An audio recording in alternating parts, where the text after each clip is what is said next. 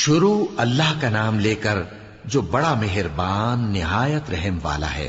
الف لام میم را۔ اے نبی، یہ کتاب الہی کی آیتیں ہیں اور جو کچھ تمہارے پروردگار کی طرف سے تم پر نازل ہوا ہے حق ہے، لیکن اکثر لوگ ایمان نہیں لاتے۔ اللہ وہی تو ہے جس نے ستونوں کے بغیر آسمان جیسا کہ تم دیکھتے ہو اتنے اونچے بنائے، پھر عرش پر جلوہ افروز ہوا اور سورج اور چاند کو کام میں لگا دیا۔ ہر ایک میعاد معین تک گردش کر رہا ہے۔ وہی دنیا کے کاموں کا انتظام کرتا ہے۔ اس طرح وہ اپنی آیتیں کھول کھول کر بیان کرتا ہے کہ تم اپنے پروردگار کے روبرو جانے کا یقین کرو۔ اور وہی ہے جس نے زمین کو پھیلایا اور اس میں پہاڑ اور دریا پیدا کیے اور ہر طرح کے میووں کی دو دو قسمیں بنائیں۔ وہی رات کو دن کا لباس پہناتا ہے۔ غور کرنے والوں کے لیے اس میں بہت سی نشانیاں ہیں۔ اور زمین میں کئی طرح کے قطعات ہیں ایک دوسرے سے ملے ہوئے، اور انگور کے باغ اور کھیتی اور کھجور کے درخت، بعض کی بہت سی شاخیں ہیں اور بعض کی اتنی نہیں ہوتی، باوجود کہ پانی سب کو ایک ہی ملتا ہے۔ اور ہم بعض میووں کو بعض پر لذت میں فضیلت دیتی ہیں، اور اس میں سمجھنے والوں کے لیے بہت سی نشانیاں ہیں۔ اگر تم عجیب بات سننی چاہو تو کافروں کا یہ کہنا عجیب ہے کہ جب ہم مر کر مٹی ہو جائیں گے تو کیا از سر نو پیدا ہوں گے؟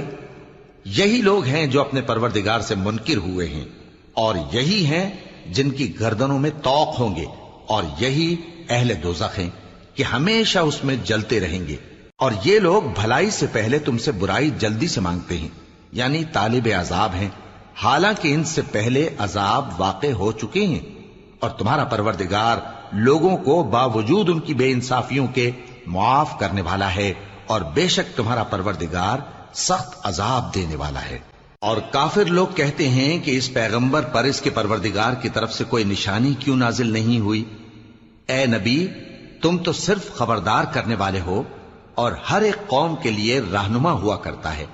اللہ ہی اس بچے سے واقف ہے جو عورت کے پیٹ میں ہوتا ہے، اور وہی پیٹ کے سکڑنے اور بڑھنے سے بھی واقف ہے، اور ہر چیز کا اس کے ہاں ایک اندازہ مقرر ہے۔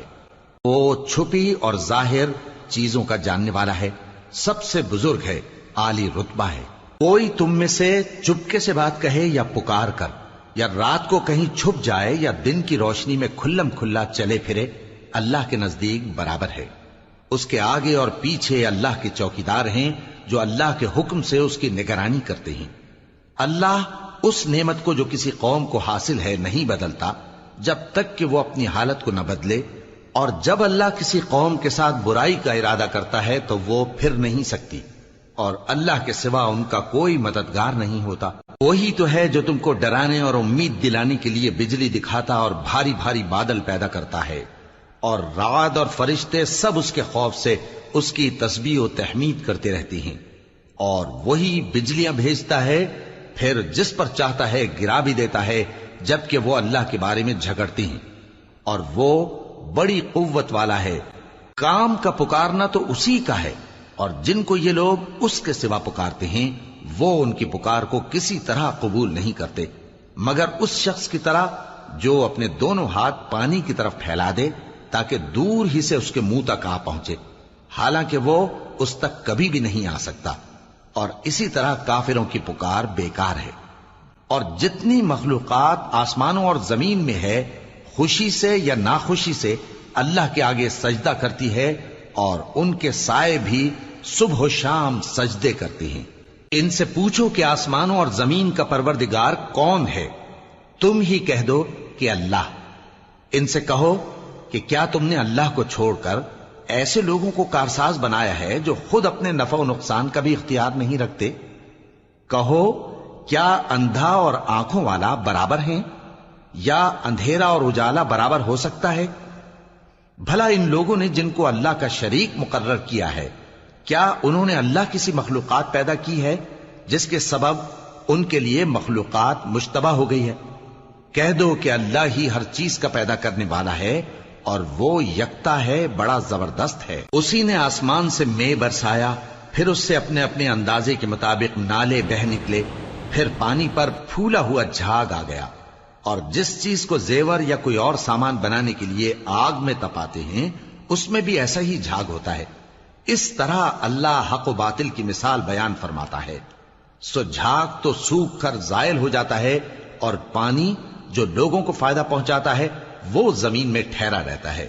اس طرح اللہ صحیح اور غلط کی مثالیں بیان فرماتا ہے تاکہ تم سمجھو. جن لوگوں نے اللہ کے حکم کو قبول کیا ان کی حالت بہت بہتر ہوگی، اور جنہوں نے اس کو قبول نہ کیا اگر روئے زمین کے سب خزانے ان کے اختیار میں ہوں تو وہ سب کے سب اور ان کے ساتھ اتنے ہی اور نجات کے بدلے میں صرف کر ڈالیں، مگر نجات کہاں؟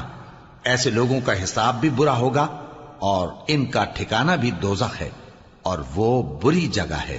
بھلا جو شخص یہ جانتا ہے کہ جو کچھ تمہارے پروردگار کی طرف سے تم پر نازل ہوا ہے حق ہے، وہ اس شخص کی طرح ہے جو اندھا ہے، اور سمجھتے تو وہی ہیں جو عقل مند ہیں، جو اللہ کے عہد کو پورا کرتے ہیں اور قول و قرار کو نہیں توڑتے، اور جن رشتوں کے جوڑے رکھنے کا اللہ نے حکم دیا ان کو جوڑے رکھتے اور اپنے پروردگار سے ڈرتے رہتے اور برے حساب سے خوف رکھتے ہیں، اور جو اپنے پروردگار کی خوشنودی حاصل کرنے کے لیے مصائب پر صبر کرتے ہیں اور نماز پڑھتے ہیں، اور جو مال ہم نے ان کو دیا ہے اس میں سے پوشیدہ اور ظاہر خرچ کرتے ہیں اور نیکی سے برائی کو دور کرتے ہیں.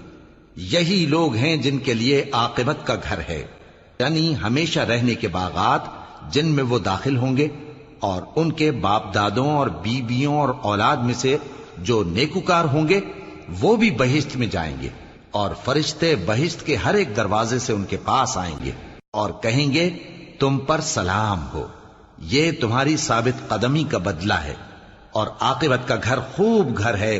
اور جو لوگ اللہ سے پختہ عہد کر کے اس کو توڑ ڈالتے اور جن رشتوں کے جوڑے رکھنے کا اللہ نے حکم دیا ہے ان کو قطع کر دیتے اور ملک میں فساد کرتے ہیں، ایسوں پر لعنت ہے اور ان کے لیے برا انجام ہے.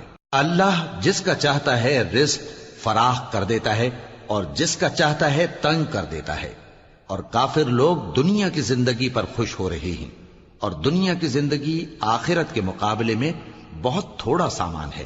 اور کافر کہتے ہیں کہ اس پیغمبر پر اس کے پروردگار کی طرف سے کوئی نشانی کیوں نازل نہیں ہوئی؟ کہہ دو کہ اللہ جسے چاہتا ہے گمراہ کرتا ہے، اور جو اس کی طرف رجوع ہوتا ہے اس کو اپنی طرف کا رستہ دکھاتا ہے، یعنی ان کو جو ایمان لاتے اور جن کے دل اللہ کی یاد سے آرام پاتے ہیں ان کو. اور سن رکھو کہ اللہ کی یاد سے ہی دل آرام پاتے ہیں. جو لوگ ایمان لائے اور عمل نیک کیے ان کے لیے خوشحالی اور عمدہ ٹھکانہ ہے. جس طرح ہم پہلے پیغمبر بھیجتے رہے ہیں اسی طرح اے نبی ہم نے تم کو اس امت میں جس سے پہلے بہت سی امتیں گزر چکی ہیں بھیجا ہے، تاکہ تم ان کو وہ کتاب جو ہم نے تمہاری طرف بھیجی ہے پڑھ کر سنا دو. اور یہ لوگ رحمان کو نہیں مانتے. کہہ دو وہی تو میرا پروردگار ہے، اس کے سوا کوئی معبود نہیں، میں اسی پر بھروسہ رکھتا ہوں اور اسی کی طرف رجوع کرتا ہوں. اور اگر کوئی قرآن ایسا ہوتا کہ اس کی تاثیر سے پہاڑ چل پڑتے یا زمین پھٹ جاتی یا مردوں سے کلام کر سکتے تو کیا یہ لوگ ایمان لے آتے؟ بات یہ ہے کہ سب باتیں اللہ کے اختیار میں ہیں. تو کیا مومنوں کو اس سے اطمینان نہیں ہوا کہ اگر اللہ چاہتا تو سب لوگوں کو ہدایت کے رستے پر چلا دیتا؟ اور کافروں پر ہمیشہ ان کے اعمال کے بدلے آفت آتی رہے گی یا ان کے مکانات کے قریب نازل ہوتی رہے گی یہاں تک کہ اللہ کا وعدہ آ پہنچے. بے شک اللہ وعدہ خلاف نہیں کرتا. اور تم سے پہلے بھی رسولوں کے ساتھ تمسخر ہوتے رہے ہیں تو میں نے کافروں کو مہلت دی، پھر میں نے ان کو پکڑ لیا. سو دیکھ لو کہ میرا عذاب کیسا رہا. تو کیا وہ جو ہر شخص کے اعمال کا نگراں و نگہبان ہے وہ بتوں کی طرح بے علم و بے خبر ہو سکتا ہے؟ اور ان لوگوں نے اللہ کے شریک مقرر کر رکھے ہیں. ان سے کہو کہ ذرا ان کے نام تو لو. کیا تم اسے ایسی چیزیں بتاتے ہو جو روئے زمین پر ہیں اور اسے معلوم نہیں، یا تم لوگ محض سطحی بات کی تقلید کرتے ہو؟ اصل یہ ہے کہ کافروں کو ان کے فریب خوبصورت معلوم ہوتے ہیں اور وہ ہدایت کے رستے سے روک لیے گئے ہیں. اور جسے اللہ گمراہ رہنے دے اسے کوئی ہدایت کرنے والا نہیں. ان کو دنیا کی زندگی میں بھی عذاب ہے اور آخرت کا عذاب تو بہت ہی سخت ہے. اور ان کو اللہ کے عذاب سے کوئی بھی بچانے والا نہیں۔ جس جنت کا پرہیزگاروں سے وعدہ کیا گیا ہے اس کی شان یہ ہے کہ اس کے نیچے نہریں بہ رہی ہیں، اس کے پھل ہمیشہ باقی رہنے والے ہیں اور اس کے سائے بھی۔ یہ ان لوگوں کا انجام ہے جو متقی ہیں، اور کافروں کا انجام دوزخ ہے۔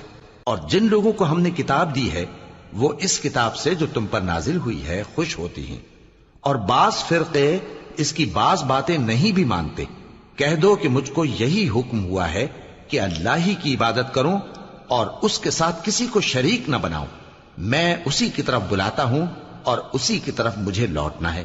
اور اسی طرح ہم نے اس قرآن کو عربی زبان کا فرمان بنا کر نازل کیا ہے، اور اگر تم علم آ جانے کے بعد ان لوگوں کی خواہشوں کے پیچھے چلو گے تو اللہ کے سامنے کوئی نہ تمہارا مددگار ہوگا اور نہ کوئی بچانے والا۔ اور اے نبی، ہم نے تم سے پہلے بھی پیغمبر بھیجے تھے اور ان کو بیویاں اور اولاد بھی دی تھی، اور کسی پیغمبر کے اختیار کی بات نہ تھی کہ اللہ کے حکم کے بغیر کوئی نشانی لے آتا۔